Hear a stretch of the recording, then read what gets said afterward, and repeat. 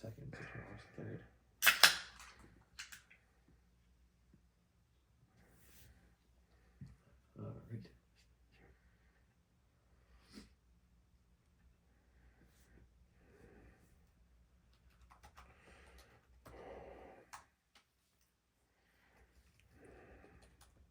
All right.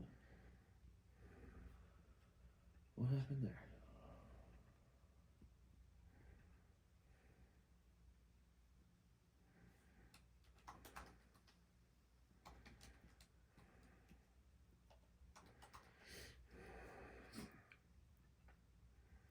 All right. Just make sure that we got all. Yep.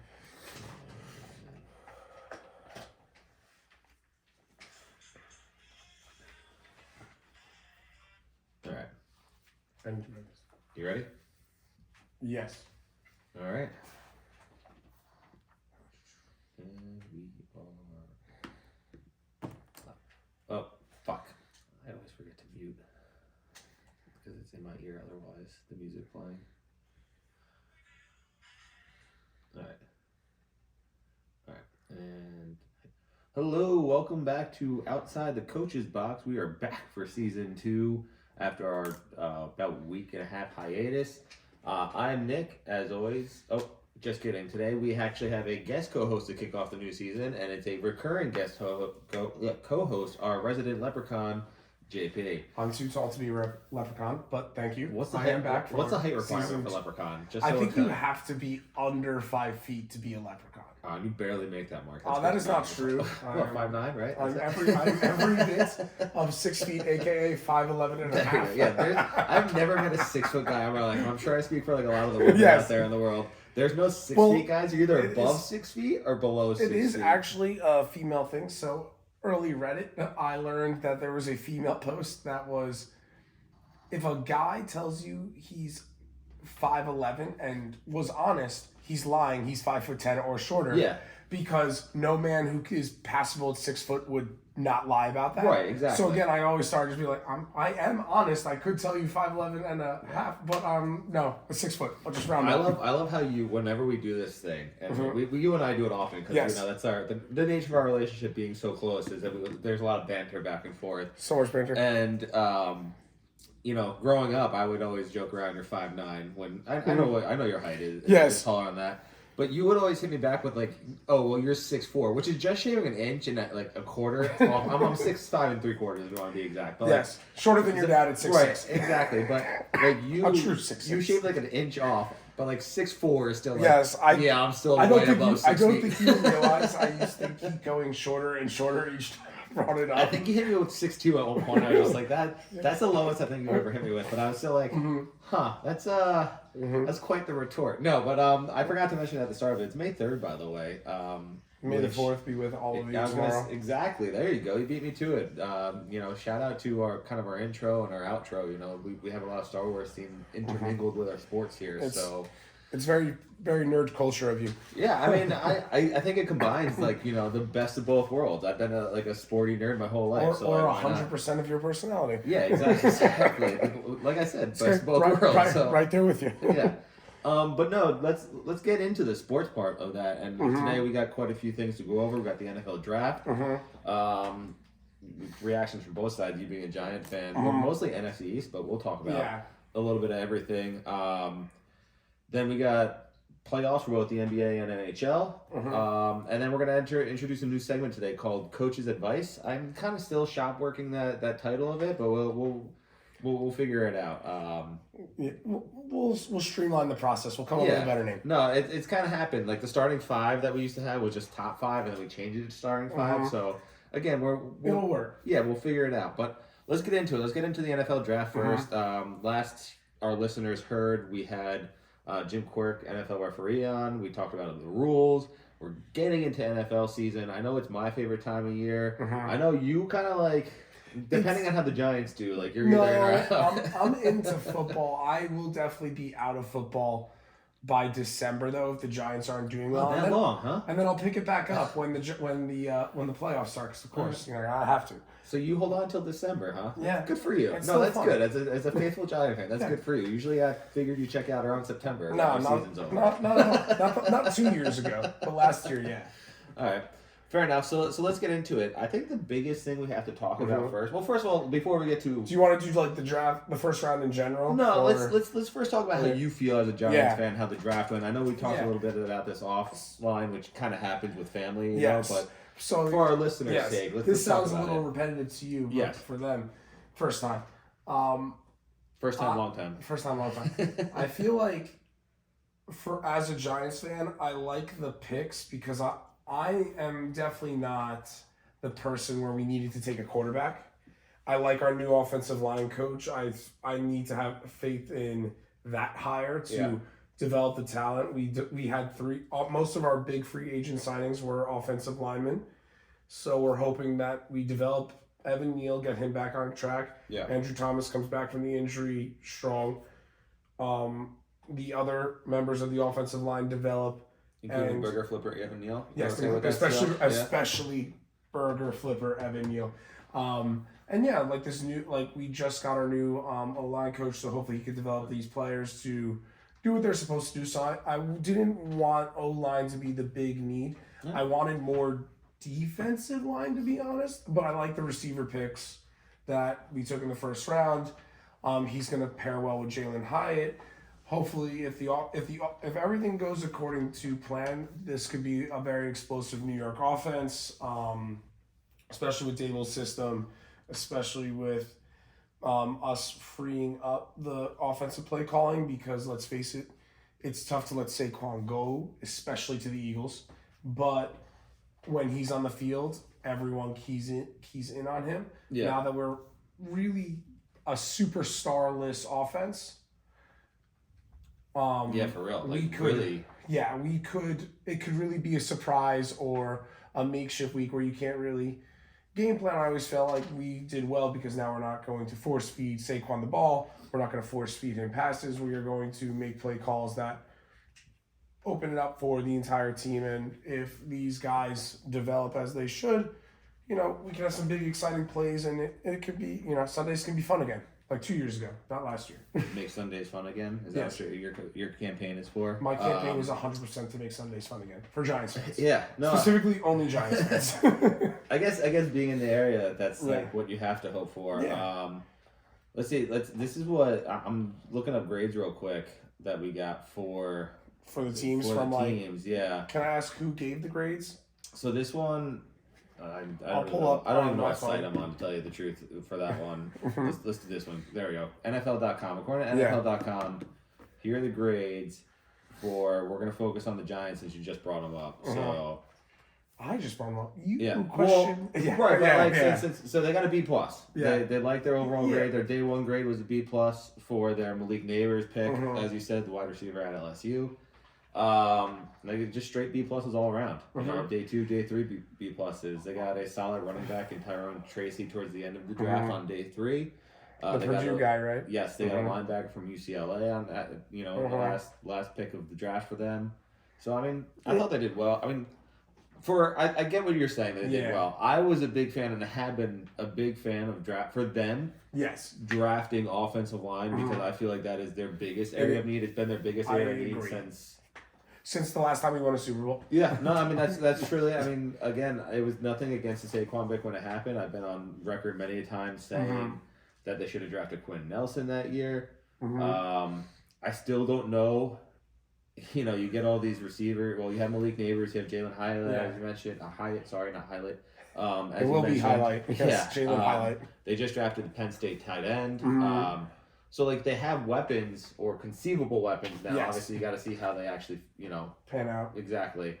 But if Daniel Jones doesn't have time to get Mhm. to throw the ball, It doesn't matter. it doesn't matter. And in my opinion, this is a make or break year for Daniel Jones. Either he's gonna have the time, and if he makes the passes, he's gonna be the quarterback that they thought they were when they extended him. Mm-hmm. If he doesn't, though, he's gonna be what everybody else thinks he is now. Yeah. So it is a really big year coming off that draft for him. Although again, I would have picked J.C. Latham in that pick, especially after Joe Alt went. Yeah, I'm definitely big on the Giants. Like I think we were talking about it the other day. There are ways that all these GMs can build their team. I really want the Giants to build a solid team. Like, Yeah. let's build a top 10 defense with a top 15 offense minus quarterback. So top 15 offensive line and a top 15 weapons group. And then go get the quarterback in the draft, as opposed to trying to find a quarterback and build the team around him while he develops. Because that's essentially what we did last time with Daniel Jones. Offensive line wasn't fixed. Defense was not as strong. And the weapons are not there to assist him, except for Saquon. Saquon was a big thing. So now doesn't matter. He had to develop with the team, as opposed to say, I know it's tough to say this because they're a franchise now, but the Chiefs essentially had that. They had a top 10 offense. Yeah, when they got Patrick Mahomes. With personnel and offensive line, and they had a top 15. Yeah. More so middle 15 defense, but then they went out and they traded up to go get their honestly, quarterback. they didn't even trade that much. They didn't trade that much because they had Alex Smith, so it wasn't like They traded up to go get Pat, and they let him sit for a year, which goes into my second point, which I brought up the other night, that if Jordan Love actually pans out and the Green Bay Packers go from Brett Favre sitting Aaron Rodgers, playing Aaron Rodgers, sitting Jordan Love, playing Jordan Love, we may have to realistically think how NFL teams develop their quarterbacks. This went into the whole Michael Penix argument, which we'll touch upon in a sec. But so again, the Packers traded Brett Favre. They did trade for Brett. He was a Falcon. The Aaron Rodgers pick was clearly planned. Mm-hmm. They didn't plan the Jordan Love pick. They didn't plan the fact that they'd let him sit behind Aaron Rodgers and then be a superstar. Like, no. They fell half-assed backwards into this one. I still don't think he's a superstar because he was shaky the first half of the year, but in the back half, he did come out really strong. Yeah. He performed well. He put up some big numbers. So if he could continue and just get them one, because they're a team, I don't need multiple. Sometimes I just need one in every generation. Yeah, I'm interested to see what the Packers do, though, because So I thought they did something really cool about when they signed Josh Jacobs. They grabbed Josh Jacobs and Adam Jones. Then, of course, they'd cut Adam Jones. They have a pretty solid young wide receiver core. They didn't really add to it. Again, the whole Aaron Rodgers argument, they never really added in elite wide receivers when he was there. They didn't do it again this year in the draft. The NFL.com has them as a B grade, They had offensive tackle. They went heavy on the defense with linebackers and defensive backs. But I mean, other than that, it was, their draft went offensive line, linebacker, defensive back, offensive lineman, defensive back, offensive lineman, quarterback, defensive back. They clearly had an agenda here and they stuck to it. Let's see how it pans out because I don't know. Again, Christian Watson often gets hurt. Again, the NFL is always interesting because it's the one league where there isn't. I mean, outside of what the Texans and why am I forgetting his name right now? C.J. Stroud. Wow, how could I forget my guy Stroud? But C.J. Stroud did last year and turned that franchise around from a 4-win to a playoff team in a year. It doesn't happen a whole lot. So again, the Packers did really well. They beat my Cowboys in the playoffs, but it's the first time a 7 has ever been a 2. So you guys have made history in your lifetime. Yeah. Well, speaking of the Cowboys in the history, this is actually so. NFL.com has them drafted as an A- grade. I think I saw here. I always feel funny. I feel like when teams when these outlets grade the Cowboys high, I don't feel that great about the draft, which is the case here. But when they grade them low, I feel pretty good. Like when Cowboys drafted Travis Frederick in the first round and had a really solid draft back in 2014. I remember people giving them a C to an F. Yes. It was all. I was just like, wow. And they ended up getting probably one of the best players in the entire draft with Travis Frederick, who had an incredible career. This year they went offensive tackle first with Guyton. They didn't have a whole lot of picks because of trades and it's just terrible front office decision making. But I'm not high on them this year. Again, it's early, so we don't want to go too far in the prognostication of what the season's going to look like. But I mean, they missed out on Jonathan Brooks because of a trade, though. So, there's nothing they could do about it. A team traded up to get him. So, it's just, it is what it is. they had to settle for re-signing Zeke Elliott, but yeah, I'm just So to be like not high fair, on it. they really were let's be honest, they were the number 2 team in the NFC. The Cowboys, yeah. The Cowboys. They don't really have.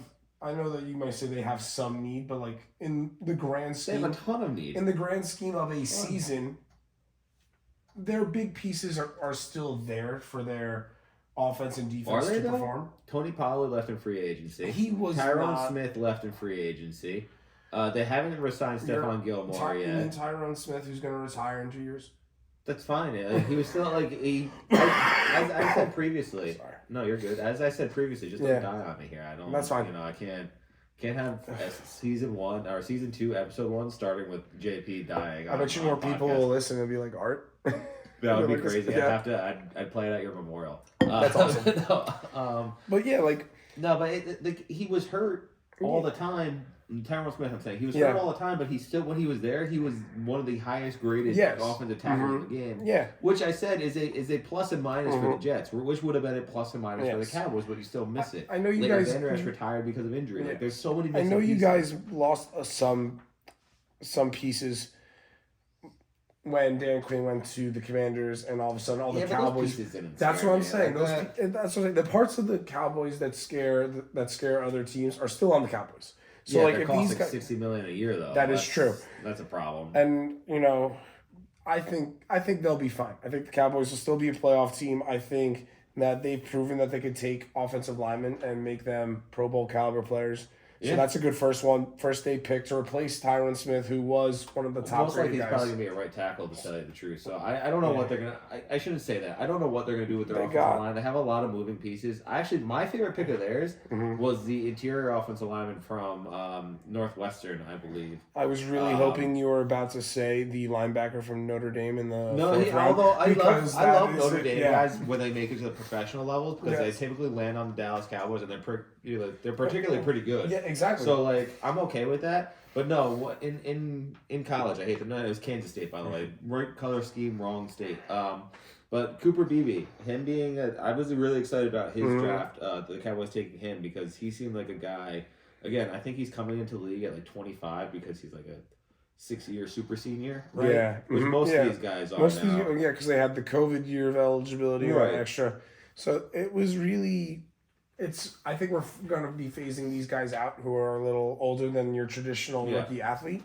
But But we'll it's see how still it goes. for the purpose of the Cowboys, like he comes in with that experience and like Mhm. probably age that he like grows into his man right. body. I think he's more likely to make an immediate impact than anybody else in the draft. Nice. But we mentioned it earlier. Let's get to it. I think the biggest shock of the draft had to be Penix Jr. going to the Falcons. At what was that In number this 10? draft, 8. 8. It was number 8 overall. That's crazy to me, by the way. I don't. It is. Buddy, number 8 it's overall. not that crazy to me. Well, why not? Because a left-handed Michael in Atlanta doesn't scare anybody. It scares a whole lot of dogs. But no, for me, it's like, again, Run, it dog, goes run. into my earlier statement with the. Thank God Dave got Miss Peaches out of Atlanta. No. Poor Miss Peaches. Yeah. And it has more to do with Kirk Cousins, and I think Kirk Cousins is your good stopgap quarterback for right now. Just has Stopgap quarterback. He's like a who would phenomenal regular season quarterback. Phenomenal. Regular season. Ready I this? said it. I told you. Phenomenal regular season quarterback. We're gonna go into my personal viewpoint on Kirk Cousins. Yeah. Let me look up his Kirk Cousins season stats. I'm gonna look You this could up. do that, but like all I'm gonna say is the guy constantly wins, and yes, he's had some talented people around him, like It's Justin not even Jefferson, Stephon Diggs when he was there for a while. No, they didn't have any crossover, I believe, but Justin Jefferson there when he was in Washington, he had solid I skills think players, and here he goes to a team with Kyle Pitts. You had why am I forgetting his name right now? Bijan Robinson. And then you Yes. have the wide receiver from USC, who I'm also forgetting. Why am I forgetting? I'm bad with names, obviously. Everybody knows it. Well, Everybody who listens it's not. knows It's this by not. now. It's not in front of your face because it's we're not not watching football football. season, that's Yes, what or it else is. you would know. But like you go in with skill. My point about Kirk Cousins is that Kirk Cousins, I believe, I've always thought this because he's a good. I think he's a good quarterback. The problem is that he plays to his statistics. Kirk Cousins is averaging about 208. He averaged about 280 yards a game last year. and that is Kirk Cousins' ceiling, like hard ceiling. If Kirk Cousins throws 3 touchdowns, 1 pick, and 280 yards, guess what? I don't think it's a hard ceiling. He's got over 300 yards many a time in his games. 280 is the average, which means every game he throws for like 150, he's going for like 350 the next 2 days. What I'm saying is that like when I need him in that fourth quarter, the pressure's on. Like, hey Kirk, you got your 280 and 3 touchdowns. Can you go get me 60 more yards and another touchdown? He can't. I mean, those big moments always evade him. So why not make a team around, knowing his limitations? Yeah, that's why. Why not build a team around him now, given the fact that you do have all that talent, that he can get you a lead, and you do have Bijan Robinson, who Arthur Smith didn't use at all last year, but Arthur Smith isn't there. They have a new quarterback a new coach that actually knows who's on the team. They also have a new quarterback. Yes, they have his both. name is Penix Jr. No, it's Kirk freaking Cousins, man. Yes. To me, I would have shored up the offensive line. I would. I mean, because look, who was drafted right after him? You had Odunze, who they're not going to draft because they don't, or even to give him another weapon, why not? But the next offensive tackle was Fashanu, who was taken by the Jets.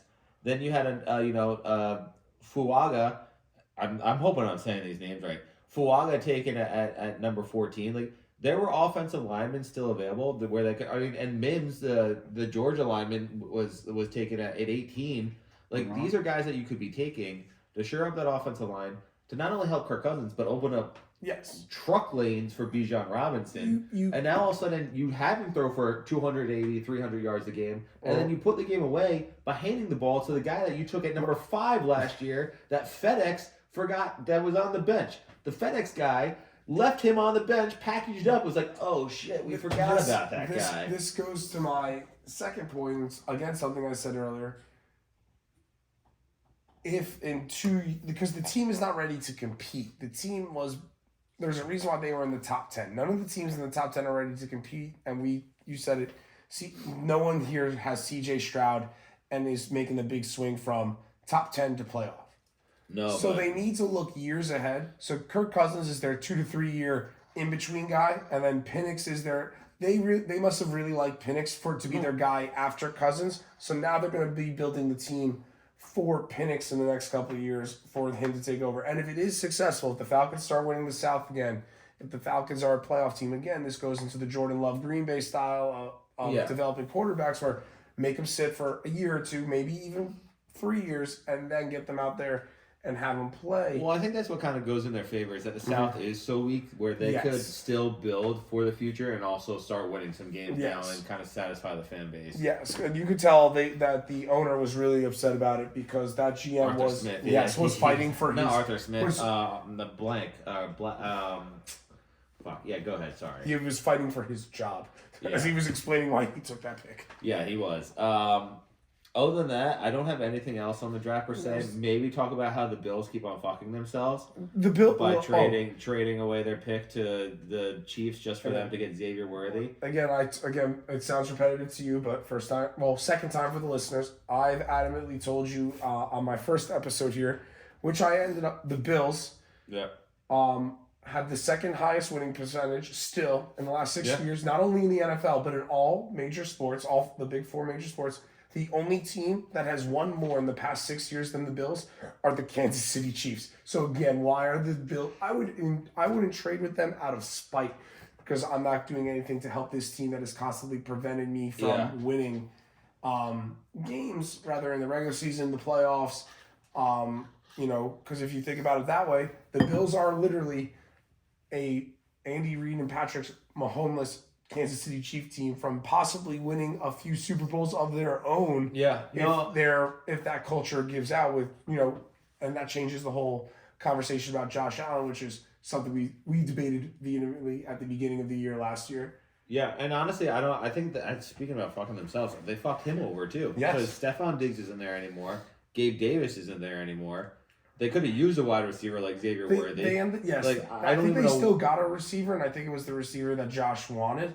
But they're still overall, I wouldn't be giving my arch nemesis a player that because they strictly need, because it's like you said, if they develop him, this speedster, the same way they did another speedster, by a guy by the name of Tyreek Hill. Yes. Yeah. No, but and think about it this way too. They went out in free agency, got Hollywood Brown.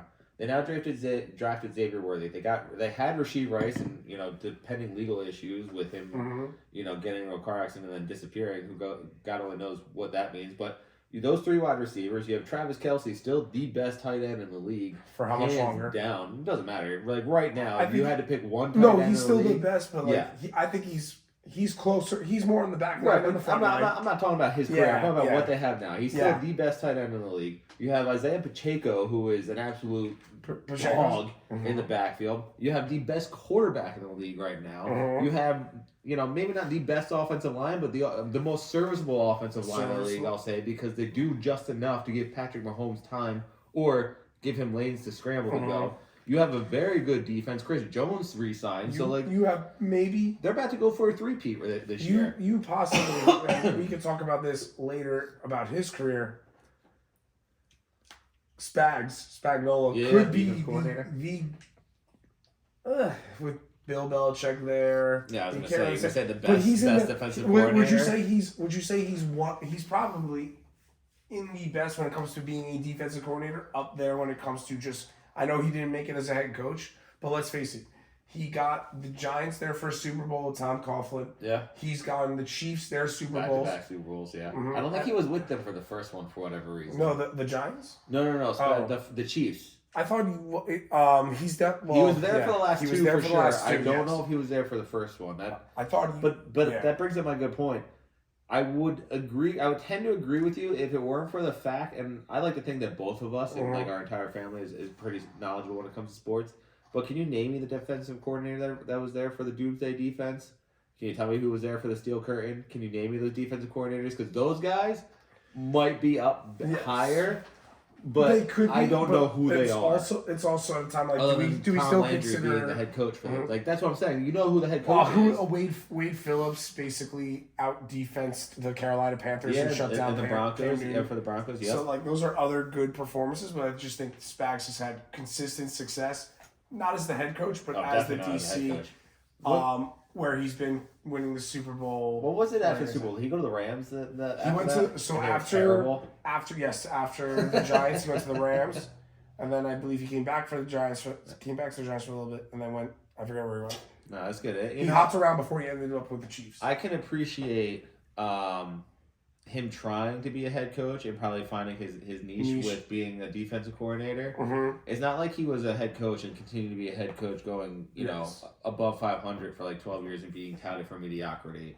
And I am by no way shouting out a certain Pennsylvania head coach who, I don't know, just looks to get just above average. I don't know who that guy is. The man's it's a hypothetical situation. Again, hypothetically, like Spagnuolo got out of the situation because he was bad. Like, okay, the team, good for the team, good for him. He found a spot. But like, if I just constantly kept on going slightly above mediocrity, also hypothetically, that franchise has only had 4 head coaches in their history of existence.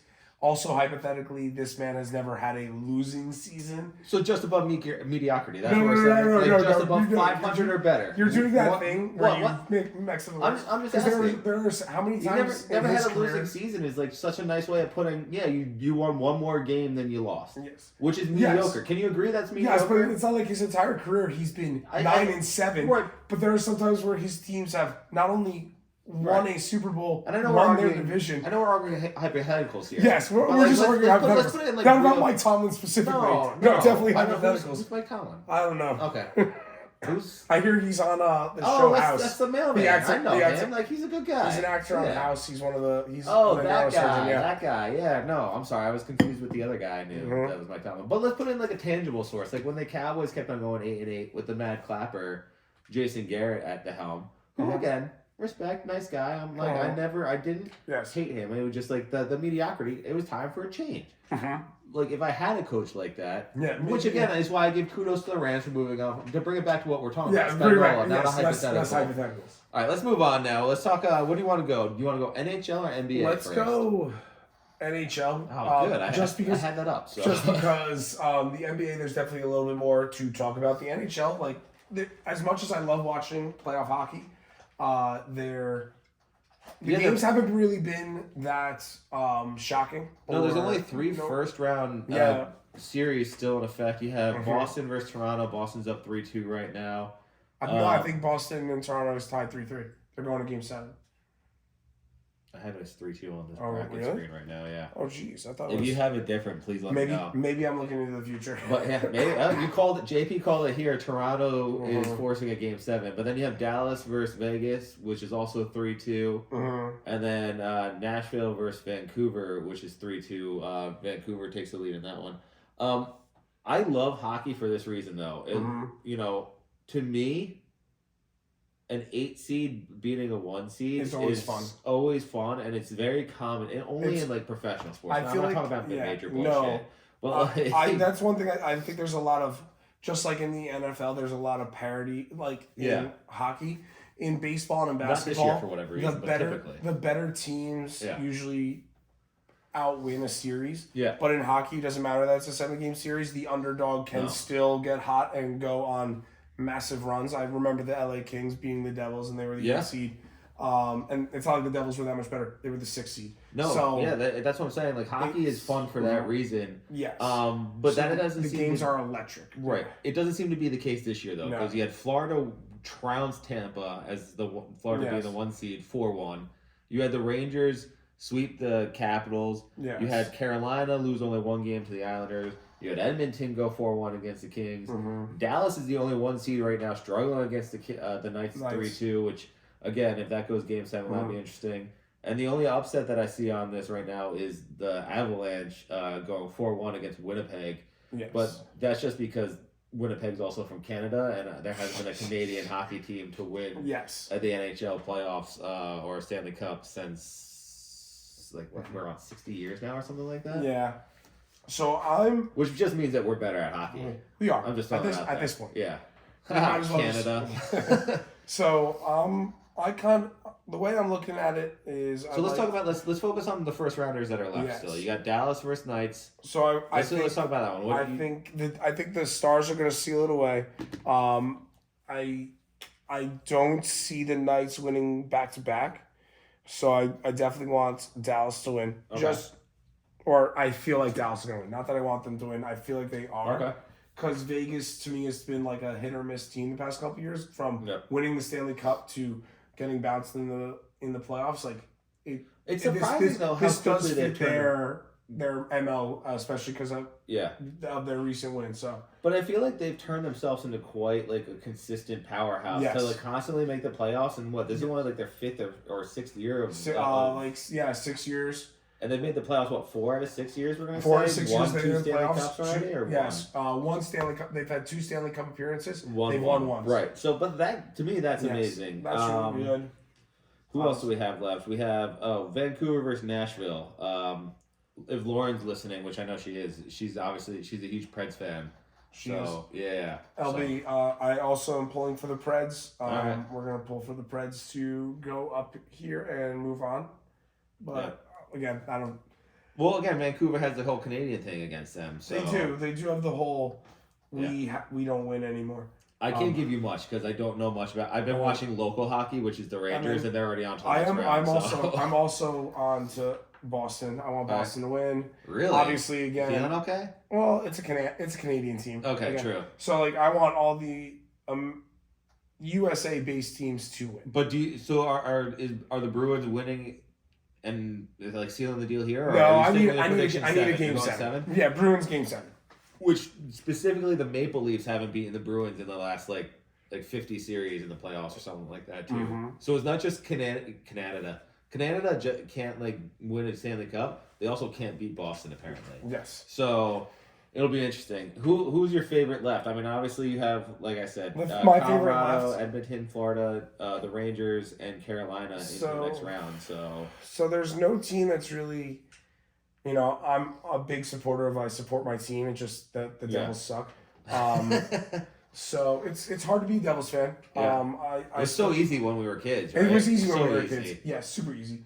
But now, That's back when I have to was do. Devils fan. I hate to do it because they're quite literally my biggest rival. The But Rangers. R.I.P. IP, my grandfather, Yeah. and he's a big Rangers guy. So R.I.P. Rest in peace, in peace. Yeah, there we go. Okay. if we could get the Rangers to the Cup, and if they could take it home, I'll go have a PBR at Grandpa. All right. No, that'll be fun. I actually, as you know, and I've said it a few times on this podcast, I've become a vagabond hockey fan. I've rooted for the Devils growing up, Capitals when I was down in D.C. for undergrad, Boston when I was up there for law school, and now I root for the local team. So I was actually rooting for the Islanders against Carolina. It'd be nice to see the Islanders win. Yeah, I was rooting for the Rangers against the Caps. I'll root for the Rangers against Carolina. I find though very interesting that Carolina seems to be the team that beats the teams I root for. Yes. When I was a kid, they beat the Devils. What was that? 04 to get, and then they went on to win the Stanley Cup. Yes. I actually saw the Rangers beat them 2 years ago. But I think they ended up beating. Was it Carolina that beat the Devils last year after the Devils Carolina beat Carolina beat the Devils last year. Yeah. So and then Carolina beat the Islanders this year. So I'm hoping that's not the case, but go Rangers. They're definitely gonna be my pick too for the rest of the Stanley Cup. I'm gonna go. I'm gonna go New York, Dallas, and the only time I'll root against Dallas and anything will be for the Rangers. I'll do. That'll be my prediction. I'll do Rangers Preds. I want the. Okay. Love the Preds go. All right. Not Edmonton, right? No. They're like Connor McDavid, right? That's the guy. On the team? Connor McDavid. Yeah. The guy. The guy. All right. Let's talk about something that we definitely can talk more about, which is the NBA now. The NBA Finals, or the playoffs, I should say, are in full effect. You have teams moving on to the next round already. You have the Thunder, the number 1 seed in the West. You have the 2 and 3 seeds in the West being the Nuggets and Timberwolves. The Celtics have moved on already, and that's it in the East. Otherwise, teams still alive. You have Dallas up 3-2 over the Clippers. And on the East, you have the Cavaliers up 3-2 over the Magic, the Pacers up 3-2 over the Bucks, and the Knicks up 3-2 over the Sixers. Let's do reverse. Let's talk about the teams that have moved on already. What team to you is the most impressive team that has already moved on into the next round? That's crazy for you to ask. Why? Because the answer is the Celtics. It is the Boston Celtics. Like, if you removed your bias, you would still say the Celtics? Whoa. Remove my bias. Yes. You're not only biased in your fandom, you're biased in your look. You are as Irish could possibly be. First of all, there's nothing I can do about that. I know. This is how I was born. How dare you shame me? If somebody goes out there, if you just ask a random person and say like, hey, draw for me an Irish person who roots for every Irish team. Which again, there's nothing wrong with that. That's not true. They would draw you. That's not true. No, well, who would they draw? I don't root for every Irish team. With I don't root for every Irish team. The Celtics, Notre Dame. I'm pretty sure that's all the Irish that teams. Is all, maybe. Yes, so those are two. You were a huge Robbie Keane fan growing up. Robbie Keane was the man. Who played for what team? He was the captain of Ireland. Yeah, okay. And what team did he play for in the U.S.? The LA Galaxy. And who did you root for? The LA Galaxy. There we go. So, and again, there's nothing wrong with it. But if you ask some random person on the street, hey, draw me the most typical Irish person that rooted for every Irish thing in America, they draw you. I'm sorry, I just have pride of where some of my ancestors came from. No, and again, that's not a bad thing. We're not here to take part in this. We're here to take over. But that goes to my point. If you removed your bias, you would still say the Celtics? Well, because no one else has moved on from the East. So, and I got a team. I'm just interested to see what you think about it. I got a team. I mean, I could tell you, because I'm not that sold on the Thunder. They beat the 8th seed, but it's their first time coming back.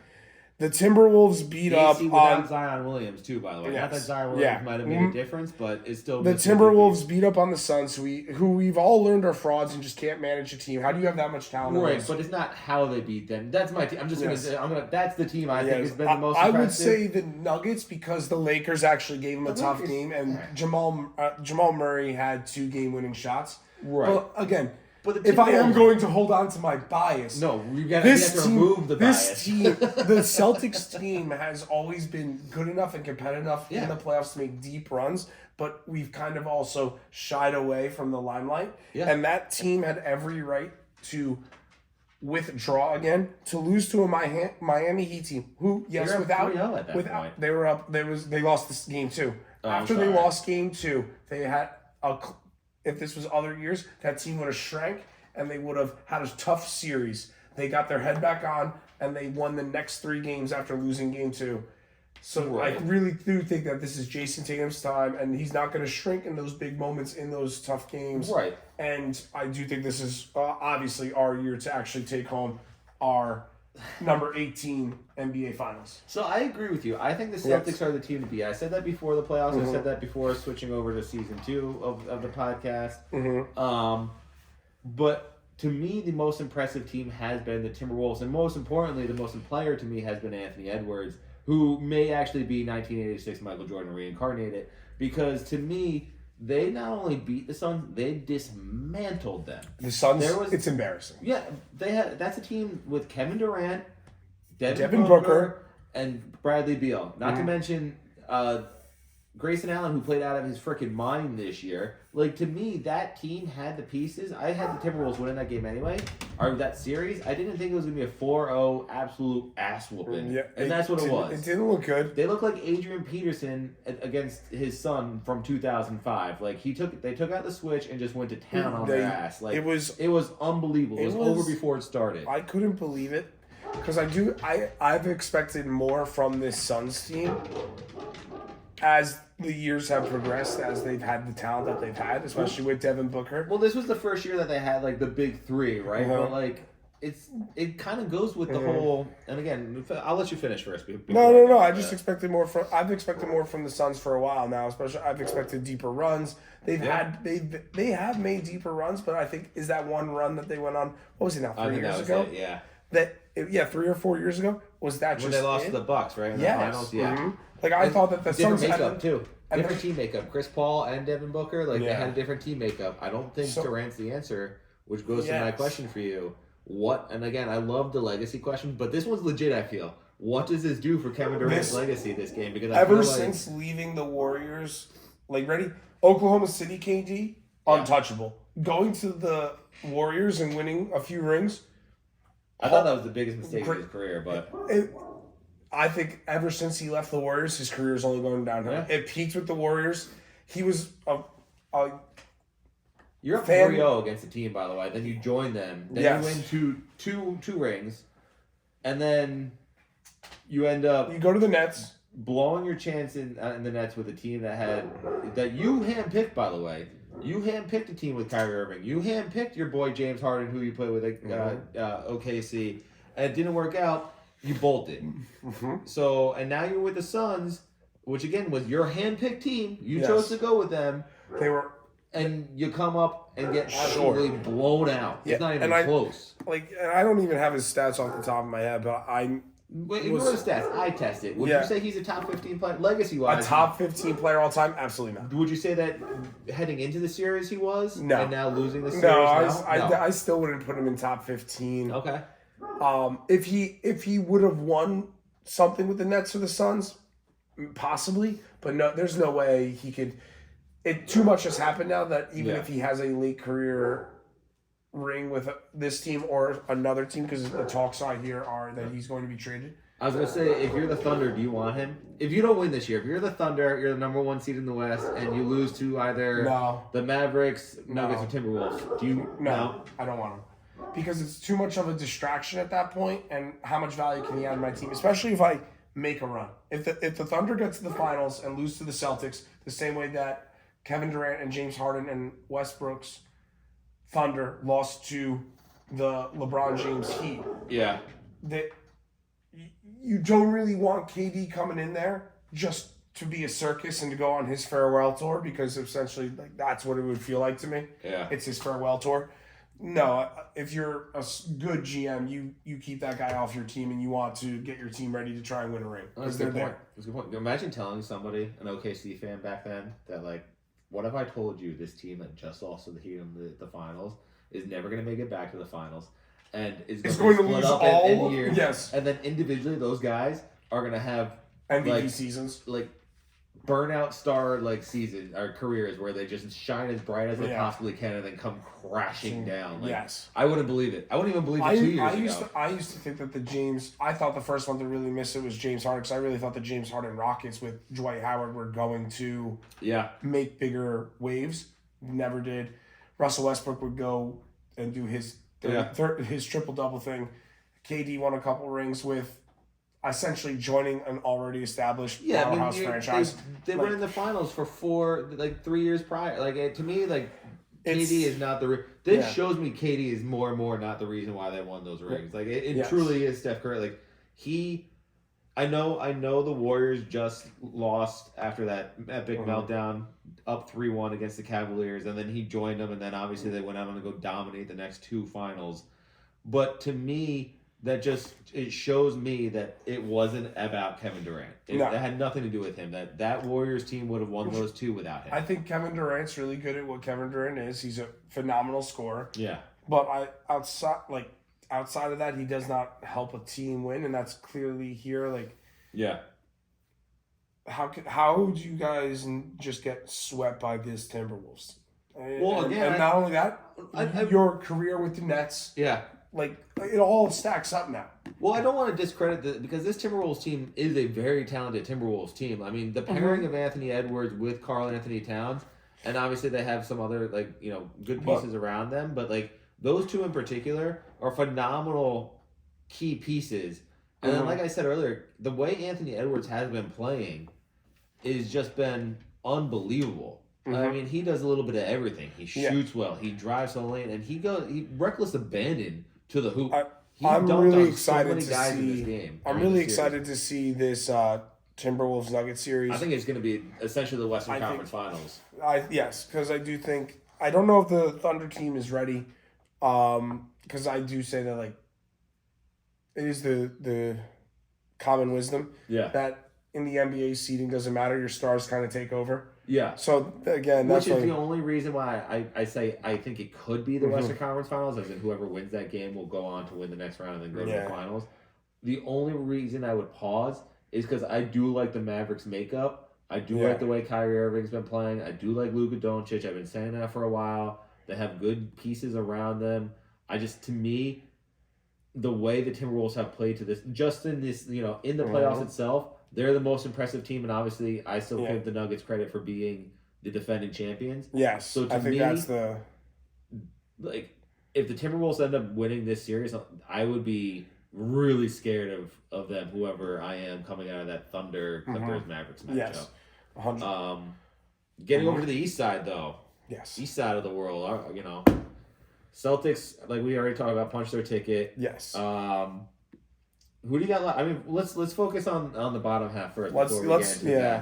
You got Knicks versus Sixers. Knicks have basically looked the better team for most of the series. Even in their losses, they've looked like the better team. You can't let this team hang around though. And that's the thing. When you're the better team, you need to put people away, and they've let Philadelphia hang around too much. And I think that is the sign of a young team. I agree with you on that one. I was going. How many times when we were watching the game the other night, where they should pull away now. Yeah. They should pull away now. They have this, and then we would come back. Philly's back in the game. It's contesting. They're playing like the better team. There are stretches where they're playing down to Philly's level. It's not like Philly is playing up. No, I agree with that. I will say that Philly definitely looked better playing outside of Philadelphia in the last game. So going back there, I wonder what we'll do, especially now that Embiid is having a spat with the fans. I think I saw something where all of Philly was screaming "fuck Embiid" after their game, which is that crazy. Game 4 loss. To me, it is the most insane thing. It's like when I went to the Yankee game the other day, and Yankee fans were booing Judge for striking out, and somebody said they're not booing him; they're booing the result. It's like, no, you're booing him, you moron. You don't. There's certain players that I think are boo exempt. Yes. To me, growing up, Jeter was one of those guys. A-Rod wasn't because he wasn't a born and bred Yankee. Judge, to me, is a boo-free guy. If I'm a Sixer, I think Joel Embiid, the process, the guy that they trusted to get to this point, Quite is literally. a boo-free guy. He's an MVP candidate. He's been playing hurt all season long. He's playing hurt in these playoffs. He is a boo-free guy, Philadelphia. And if you can't see that, you guys are morons with a capital F. Philadelphia is the most overrated sports town they're fake of fans. all time. Fake fans in Philly. Because the worst. And I have no problem saying that. I will say that to anyone directly to their face. In fact, I have. That Philadelphia is one of the most overrated sports towns in America. They're just a bunch of guys who like to get very aggressive with their fandom, and it comes off as, oh, they're passionate. No, you're not. You guys are crazy. They're drunk idiots. You're They're drunk disrespectful. idiots. That's what they are. And you don't deserve the talent that has come through Philadelphia. No. You don't deserve those players. And, you guys show that all the time. Not at all. I again, not to defend certain guys that have been in Philly, right? But like, the whole Ben Simmons thing, that they booed him out of town basically, which I can't defend Ben Simmons. They got Ben rid Simmons, of Andy Reid and Donovan McNabb. Right. They got rid of James Harden, which again can't really defend that either. But like a guy like Joel Embiid, who has, and again, there's an argument to be made. He's made a lot of excuses that he's been part of the reason why certain guys will get kicked out of town, but he's still there. So and let's remember how good Philadelphia has been a constant contender in the playoffs since Joel Embiid has gone there. Let's remember what Philly sports was like a decade ago. Yeah. When I was at the University of Scranton, Philly would be losing everything. Yeah. Except for Iguodala was like the only thing there, like except for baseball, because they were competitive there. But they had the AI era, and then it died out. Yes. Like that's what happened. AI from like 2000, like obviously before that, but up until I want to say he went to the Nuggets, I think 2003, 2004. So like up until that point, Sixers were like competitive. They made it obviously to the 2000 finals against the Lakers, because I think 2001 was Lakers. No, that was the Was it Lakers Nets 2001? No, or was that 2002? So it might have been 2001. Yeah. It might have been 2001 that played the Sixers, but they made it to that finals. They were still a good team. Then he gets traded to the Nuggets, and then they suck. Yes. They suck. They bring on Andre Iguodala, who's like the highlight reel, and they still suck. Like I agree with you. It wasn't until Embiid came along that they were actually like relatively good again. And guess what? You're just booing this guy out of town, and I can't wait till he goes somewhere else and wins a ring. It'd be so funny for Philly. And then and we could go off about Philly sports in their town, but it's their fans. It's not even like the front office does a good job putting people together. Oh, yeah, that's something we didn't talk about. The coaches do really well, but the way that the Philly GM attacks the draft needs to be studied. I hate that guy. He is really good. Howie Roseman is so freaking good at his job. But fuck you, Philadelphia. Yeah, for real. And it's not even, again, those organizations are almost like easy to root for because they are geniuses at what they do. Because who was it? Morey, the GM that put basically the Sixers team together before moving on. Like before he got ran out of town because they were trusting the process way too much. Right, exactly. But what I'm saying though is that like they do all of this, and they do a really good job putting together solid teams. The Eagles, the Phillies. The Phillies made it to a World Series when they had no right to be, like at all. Had no right to be in that playoffs, but they made it. And then the Sixers, again, with their star player hurt this year for a majority of the year, they had no business even making it to the playoffs. But yet they did. And you're going to boot... Yeah, they're just drunk idiots. But to the point of the Knicks, though, again, being local team, I'm going to be rooting for them and hope that they seal a deal. Because I have a lot of... MSG would go fucking bananas. Friends, team members, clients who are all big Knicks guys who are sweating this one. Yeah, because I think this will be the first time since, again, like in over a decade that they've not only been in the playoffs, won a series. Yeah. I do find it funny, though, that almost it looked like a bunch of dads that were really proud. Like Carmelo Anthony was back. Walt Frazier calls the games for the Knicks, so it's not he's always there. But Patrick Ewing was there. All these guys that were old Knicks, John Starks, were there at the game was for Anthony Game 5. Linsanity? No. That's ridiculous because the big... I will still... What's it? Jeremy Lin. Sorry. I'm forgetting his name. Because I will be adamant about this. Carmelo Anthony, you bum. The rumor is that he ushered Jeremy Lin out because he was jealous of his jersey sales and everything. The best win streak the Knicks had while you were there was when you were hurt and Jeremy Lin took over the team. I can't stand you. Our grandfather's coming out at you a little bit. Yes. Anyway, no, but for real, like all of them were there, proud dads. Yes. Like this is gonna be the game clincher, and then they lose. So that was a little funny to see, because that like just reeked of typical Knicks. Yes. but again, they'll put it away. Yeah. I think they'll put it away. I think they'll put it away in Philly because Philly will 100%. Because this is what's gonna happen. The Knicks are going to go on a run, and if I was the Knicks, we would be going on a run early, and we would try to get up like 15-5. Yeah. As soon as we got a double-digit lead, I swear to God, this Philly team is going to turn against their own, and they're going to deject themselves. The players will deject themselves because You know of what's how crazy aggressive though Philly's about going that? to get. Yes. You have 3 Philly guys basically on the Knicks, and Jalen Brunson, Josh Hart, and Dante DiVincenzo, the Villanova guy. The Nova. And that needs to be studied. Let's talk about things that need to be studied. Putting those guys together on a team that clearly had chemistry to win 2 national championships, and then go ahead and put themselves in a position they are now, unbelievable. Just unbelievable, because Jalen Brunson, who was remarkably a second-round pick, got like shit deal after shit deal. We were talking about NBA. Screwed over by the Mavs. And yeah, absolutely. Like, the Mavs discarded him. They were like, you don't have a They place here. They kept extending him for no reason. They're like, you don't have a place here next to Luka Doncic, so you can go out and test. The Knicks made him like your priority, and he's been nothing but a brilliant spotlight for them. So I think it's funny that you mentioned that because I didn't even think about that. I think the Villanova grads on the Knicks are going to Villanova, York. thrive in that Philly environment, and I wouldn't be surprised if they just ring off a couple threes right away. You think it's a blowout tonight? I think the Knicks win. I don't know what Thursday night. I don't know what the spread is, but I'm telling you the Knicks cover. Okay, fair enough. On the other side, you have Bucks Pacers, with the Pacers taking a lead, a 3-2 lead against a Giannis-less. Giannis-less, that's the way to do it. Giannis-less. Or Antetokounmpo-less Bucks team. Yes. Any chance the Bucks win that series without Giannis? There's a chance. I'm not sold on the Pacers. Thanks, but Dumb and Dumber. Yeah, there's a chance. I am saying there's a chance. Well, I'm gonna give it a 50. I forget the guy's name from Dumb and Dumber. That's why I just said the movie title. Harry and Walt. Oh, it was Harry then probably. It was whatchamacallit? Or Harold and Walt? Harold. I think it was one of those maybe. But I am gonna go with the Bucks pulling it out. Their team is too experienced, too well coached. You think Damian Lillard digs deep? Yes, he has to. This is his time to ready. This is the time for Dame time. Yeah. I understand that you were on that Portland team and you used to have a couple. He's never made it that far into the playoffs.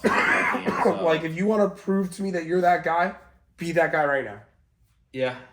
It'll be really interesting to see what happens there, especially, because we've talked about it. Doc Rivers, his record as the Bucks head coach is worse than Adrian Griffin's was when they fired Adrian Griffin earlier in the year. So it'd be interesting to see if they don't win this series, what they do here, or if they just chalk it up to, it would have been different if Giannis was. I'm sure that's what they'll try to say. Yeah. But all right, moving on to the last one, and then we'll get into coaching. Our coach's advice. Coach's advice. We are. It's Mavs. Not Mavs. It's Cavs, Magic, and I picked the Magic to stun them in this one, and the series has actually been pretty good. Yes, I'm still sticking with the Magic. I think the Magic win 2 in a row to upset the Cavaliers. It doesn't. It does. Oh, because you're saying it doesn't matter because of the ticks. Because of the ticks. Okay. Oh, did you know the C's? Quick side story away from the Magic and Cavaliers. Actually, no. I'll finish up Mavs. Mavs. I keep on saying Mavs. Cavs and Magic. I really expect Paolo Banchero to play above his age in the next 2 games. Understanding that they're elimination games, I think he's going to be the bright spot on that team, like he has all year long. You could still be a bright spot and lose. Right, yes. No, but I think he's gonna play above his age and be an absolute problem for the Cavaliers in these last 2 games. And I wouldn't be surprised, you heard it here first, if he goes off for 40 and at least one of them and 30 plus in another one. So I'm gonna say he's gonna go off in both games. Off. Nice. Yeah. But no, so getting to the Celtics real quick, did you know that they set history. They made history the other night by beating the Heat. Yes. For the first time in, I think, 19 series or something like that. He went 16-0 with the Cavaliers and 3-0 to this season with the Heat. We even lost, but we lost them last year, yeah. Well, I was going to say Kevin Love lost his first ever Eastern Conference playoff series by losing to the Celtics. Isn't that amazing? Obviously, he wasn't the main guy on either team because he's with the LeBron and Kyrie Cavs. And then, obviously, he's a role player on the Heat. But this is his first ever Eastern Conference playoff series loss to the Celtics. It's great. Yeah. Yeah, I know. You don't care. I don't care. No. That's awesome. Celtics Great job. winning. Great job. Listen, Nick, I thought that the Heat were going to make this a series. I didn't want it to be a series. You're the number one team in the NBA. I'm gonna tell you, need to put them away, Yeah. and they did. I'm gonna tell you, 5 you're games, lucky- gentlemen's sweep. You're lucky they didn't make it a series because this Heat team I thought is made for like gritty, like top Yes. playoff series. Of course so. they are, because Jimmy Butler got hurt, and that's the only way they could win. Thank you.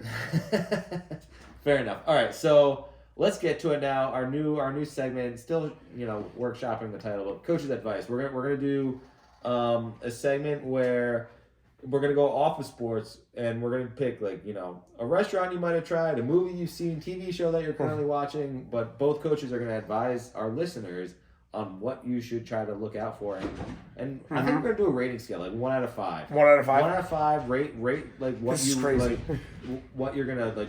Uh-huh. Like if you're gonna suggest watching the NBA Finals, like make it like a 4 point something because it's the Celtics versus Nuggets, and this one's going off. So Okay, how many are we getting? Just 1 or 2? just you want to? You want to? Let's do 2. Oh, you want 2? Okay. Like, let's do 2. You gotta tell me. Okay, so you're gonna say what category it's from, like TV show, whatever. Okay. What the title is, and then give me your rating. Okay. All right. I So will. I'll let you go first. So, number 1 for my fellow anime gym bros out there. I am Very going to- niche group. I Yes, like very your niche for group that. of people who are nerdy and also love their fitness and work hard on it. All right. We are going to lock in and we are going to be recommending you guys an anime. Now, we're going to get you a good starter anime here so that way you can watch it, something really quick and easy. We're going to go with Full Metal Alchemist Brotherhood. Okay. And this is a 5 out of 5. 5.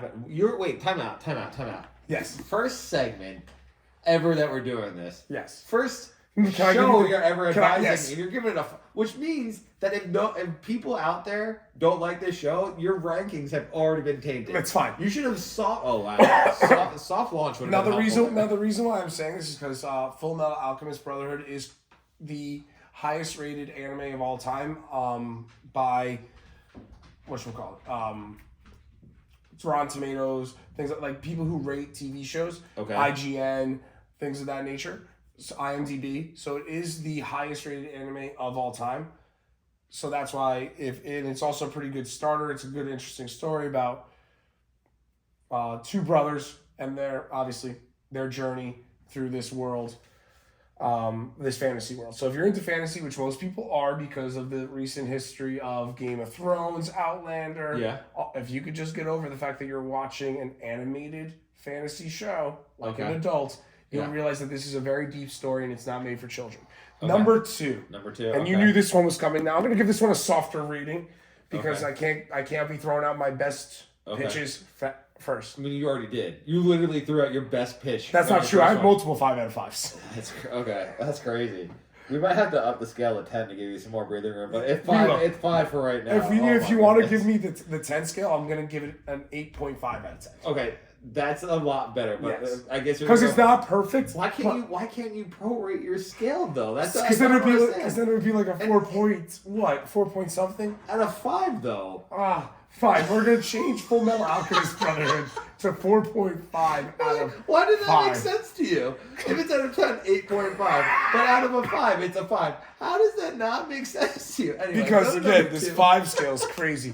But we're gonna go with my favorite book of all time / movie. It's The Princess Bride, which came out in 1987, Okay. starring Carrie Ells and Mandy Patinkin. Yeah. We're gonna rate this a solid 4 out of 5. And I believe everyone should be on the lookout for this movie and get into it. Andre the Giant is also in it. I forget her name. Buttercup. Robin, whatever. I know what Yes. you're talking about. She played Jenny in House of Forrest Cards. Gump. Oh yeah. Oh, and then she's also in House of Cards apparently. She is. She was the first lady, and then it's Robin Wright. Yes. That's who it is. So, great book, better movie. It's actually the best way I think a book has been interpreted by a film. All right.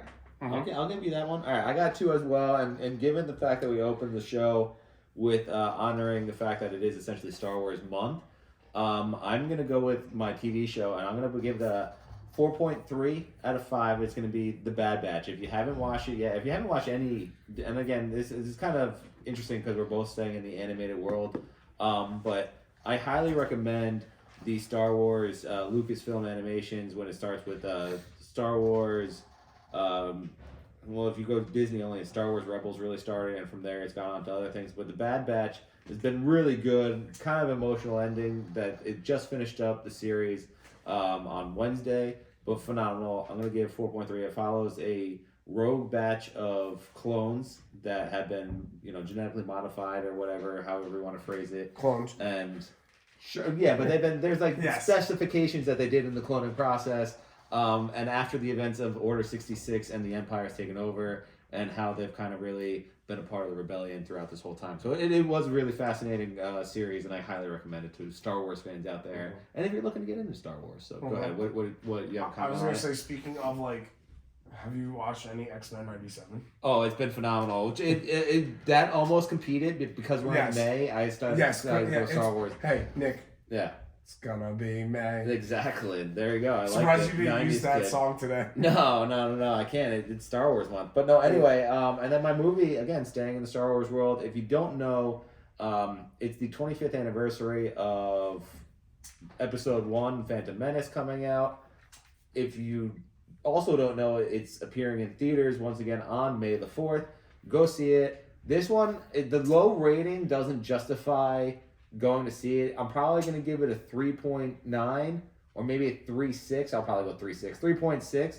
But to me, it's just such a unique opportunity to go see a movie that came out 25 years ago when we were kids, in 1999. And, back in theaters. Enjoy it once again, especially on May the 4th.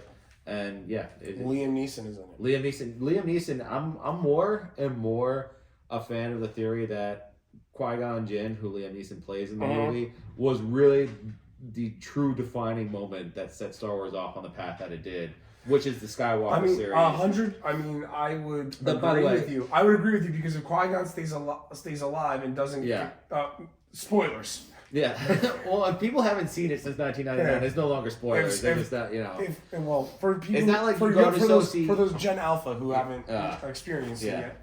Also, speaking of anniversaries, did you know that this year is the 85th anniversary of Wizard of Oz? I did not know that, but we'll have to talk about that in Wizard of Oz month. So. Yes, I don't know what that is. Yes. But on that note, enjoy the Yellow Brick Road. Actually, I'm just kidding. There's an On This Day. So, on this day in sports history, I have the 26th Kentucky Derby was won by Louis Gibson. With 2 minutes, 6 seconds, 25 seconds, 2 hours. That'd be a long ass Kentucky Derby. Crazy. Anyway, thanks for listening. Welcome to season 2. Thank you, JP, for coming on. Follow, subscribe across all platforms. We are gonna actually get these back on YouTube. So what a premiere! Yep, what a premiere. Bye. All right, now I just gotta. That was good. Yeah, good job. Locked in. 8.5. I still can't understand the concept behind your. Well, because it is. So if you look at it up on IMDb and all those sites, IGN and everything, it's like a 9.9.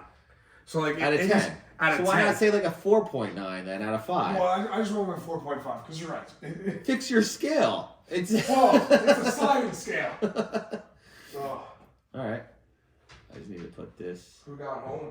My mom, I think, probably. And how long did we go for? Shit over an hour, probably. Yeah, nice. Yeah, I'll know more once I get get it up on Spotify. Follow, subscribe across all platforms. We are going to actually get these back on YouTube, so love it. Wow, that was actually done perfectly.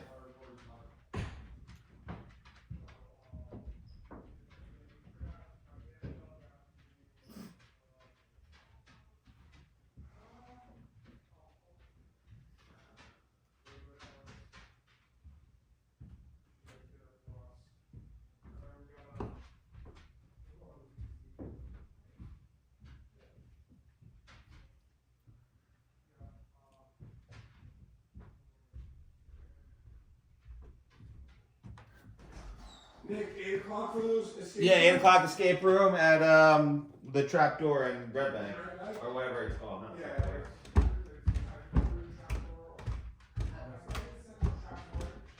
that what she said?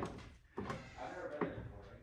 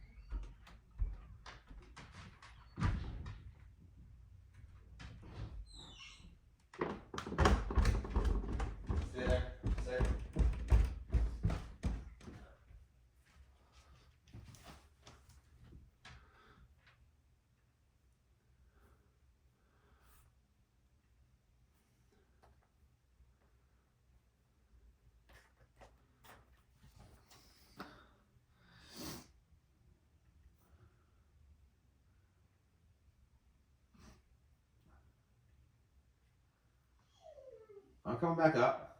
Good boy staying. That's a good boy. You stay right there. It's a good boy.